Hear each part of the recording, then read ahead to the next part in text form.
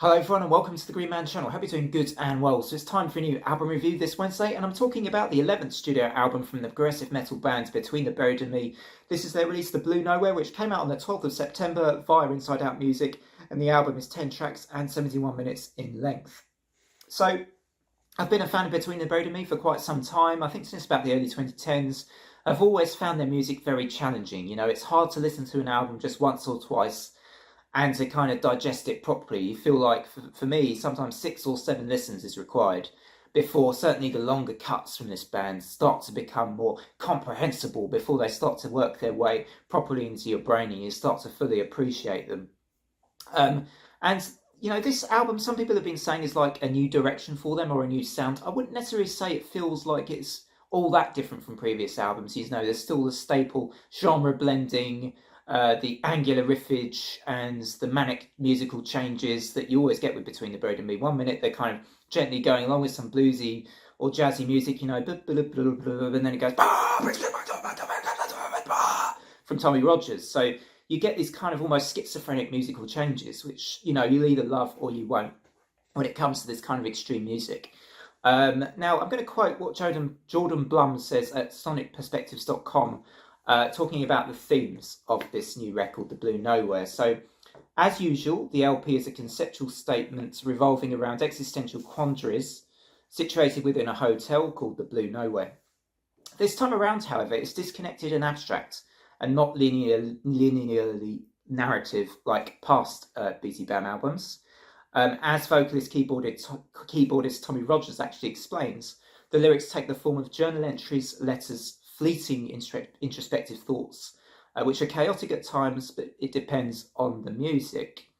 So, you know, and I'd say certainly it doesn't feel quite as linear as some past BT Bam albums musically as well. It's certainly got, you know, somewhat like Colours does. You know, there's a lot of genre blending going on here in this record, which I personally quite enjoy. I like to be surprised.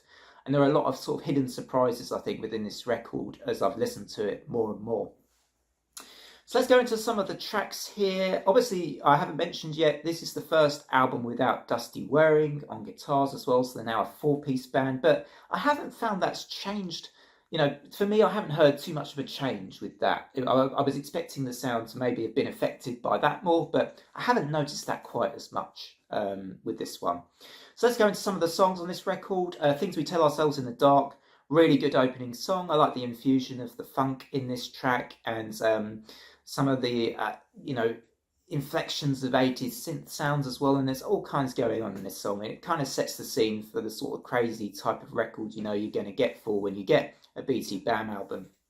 God Terror, maybe one of my favourite tracks. Sometimes the shorter tracks from Between the Buried and Me are as good as, if not better than, their epic longer cuts, and God Terror is a pure example of that. An absolutely monstrous guitar riff in this track.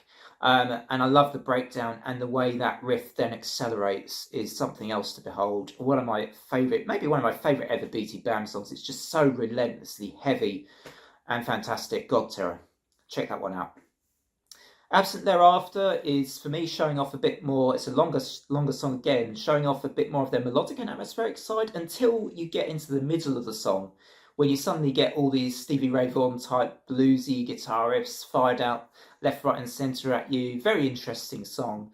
Again, one which I personally really liked this track because I do enjoy those kind of, that kind of riffage and that kind of guitar display. But maybe it won't be for everyone, but I really liked Absent Thereafter. Door number 3 has this sort of creepy progression to begin with, before you get more into familiar BT Bam territory with more extreme riffage, crazy angular guitar work, and you know, sudden musical changes once again. An unexpected moment with Spanish acoustic guitar here as well, which I thought was quite well incorporated into this song. And then you get more epic cuts once again. I think you get sort of a couple of shorter tracks, which I'm not sure really totally works for me, although they gave you a bit of a breather. You then went on to 2 longer cuts, Psychomantium and Slow Paranoia. I thought Slow Paranoia was a solid longer cut for me, which led nicely into the title track, The Blue Nowhere, which I'm going to come on to in a second. But, you know, I really enjoy a lot of Tommy Rogers cleans on this record. I think, yes, he's shown to us that he's a great extreme vocalist and he can do those harsh, barking vocals as well as anybody in the business. But I think his cleans are actually really good too, and it's nice to hear more of an exposition of all his clean vocal work in this record, like he does in Slow Paranoia and the title track on the Blue Nowhere, which for me was an unexpected, beautiful diversion on this album. And boy, is it a wonderful track to hear too. I have to be honest about this. The first time I heard this, it nearly brought a tear to my eye, because it just came unexpected, and I was like, wow, I wasn't expecting this, but this is kind of like one of those more emotional tracks almost, particularly the way that Tommy works his way up, his kind of vocal register towards the end of the song. And it's just a wonderful moment, and I think this was an unexpectedly brilliant track. Possibly one of my favourite songs of the year. Maybe it's a candidate for being my song of the year at this point. So if nothing else, I mean, this album's got, I think, possibly my song of the year with that title track. What a wonderful song, really well done. And one of the simpler BT Bam tracks, but that doesn't make it any less good. In fact, I think this is one of their best ever songs. Really great. So overall, I don't go through every single track on these reviews, but overall, I think this was another great BT Bam record, and it's hard to rate it lower than I often give these albums at least 8s out of 10s. I think with Between the Bird and Me, I think this is a 9 for me at this point. Conscious though I am of always that recency effects with reviews, but I think this was a great record. I think it's another 9, which means we've had 2 9 out of 10s in a row. The last time I think we had 3 9s out of 10s on the channel was back in 2022.